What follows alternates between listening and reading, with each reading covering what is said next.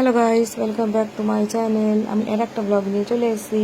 So এখন আমি on the way আমার ফ্ল্যাটের জন্য। তো অনেক দিন তো বাড়ি থাকলাম, তো ভাবলাম না একটু ফ্ল্যাটে যাই।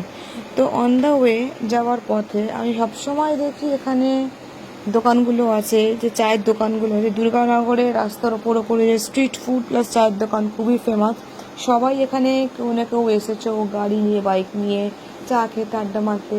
তো আমি ভাবলাম চলো আজকে আমি আমার মা ভাইকে নিয়ে একটু চা খাই, কেননা মাথাটাও সেই লেভেলে ধরেছিল, পাচ্ছিলাম না। তো একটু একটু ঠান্ডা ঠান্ডাও পড়েছিল, তো ভাবলাম চলো যাওয়ার পথে একটু চা খাই।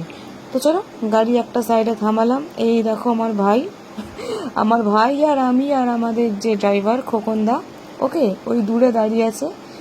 এই যে দেখো খোকনদা নেমে পড়েছে। আমার মা আর আমার ওয়ালি গাড়ির ভেতরেই ছিল। ওই দেখো আমার ভাই ওয়ালিকে তখন আদর করছিল, আমার মা তখন গাড়িতে, আর আমি তখন রেকর্ড করছিলাম। তো বেশি কিছু না, আমি শুধু 1 কাপ চাই নিয়েছিলাম, আর কিচ্ছু খাইনি। ভেবেছিলাম একটু চিকেন মোমো খাবো, তারপর দেখলাম না, চিকেন মোমো খেতে বসলে ফ্ল্যাটের দিকে যেতে গেলে অনেকটাই লেট হয়ে যাবে, কেননা তখনই কিন্তু বেজে গেছিলো 8:30। তো যাকে গাইস, এই দেখো এটা হচ্ছে শান্তি টি স্টল। এখানে chicken cutlet, fish fry, momo, ভেটকি কাটলেট, চিকেন পকোড়া, চাউমিন, ও মাই গড ইয়াম, অনেক ধরনের টেস্টি অনেক কিছু পাওয়া যাচ্ছে। কিন্তু যেটা তোমরা আগে থেকে জানো, আমি এগুলো একটাও কিছু খেতে পারবো না। আমি এখন ডায়েট শুরু করেছি, তো ওই জন্য আমার জন্য চাই এনাফ। এরকম আমার ভাই চা নিয়ে গেল মায়ের জন্য।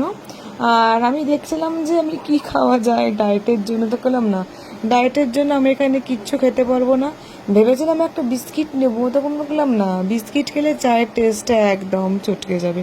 তো এইরকম আমার চলে এসছে একদম গরম গরম চা। আমি বলেছিলাম দাদাকে একটু আদা চা দিতে স্ট্রং করে, কেননা প্রচণ্ড আমার সেই লেভেলের মাথা ধরেছে।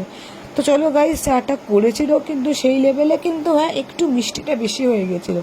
তো চাপ নেই, তোমরা যদি মিষ্টি চা পছন্দ করো তো ভালো, আর যদি কম পছন্দ করো তো দাদা কাকে থেকে বলে দেবে যাতে একটু মিষ্টি কম দিতে, তো তোমাকে মিষ্টি কম বেশি করে দেবে। যাকে গাইস, চাটা খুব ভালো ছিল, ঠান্ডার মধ্যে চাটা খেতে সেই লেভেলে লাগলো। তো চলো গাইস, এবার আমি উঠে পড়ি, কেননা চা খেতে খেতে আমার এখানে অনেক সময় লেগে গেছিলো, কেননা প্রচণ্ড চাটা গরম ছিল বলে।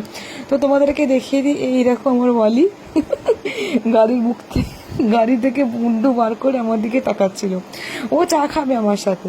তোমার মা তারা মারছিল যে ব্লগটা বন্ধ কর, কেননা আমাদেরকে এখন পৌঁছতেই হবে। সো গাইজ, আমি এখন ব্লগটা এখানেই বন্ধ করছি। চা খাওয়া আমার হয়ে গেছে, ফ্ল্যাটে যেতে হবে, কেননা ফ্ল্যাটে গিয়ে আরও অনেক কাজ। ফ্ল্যাটের অবস্থা খুব ভালো, ঝাড়ফাড় দিতে হবে, এখন জামা কাপড় কাচতে হবে, ওয়াশিং মেশিনে অনেক কাজ। সো গাইজ, ব্লগটা এই অবধিই থাক, নেক্সট ব্লগ আমি খুব তাড়াতাড়ি আনতে চলেছি।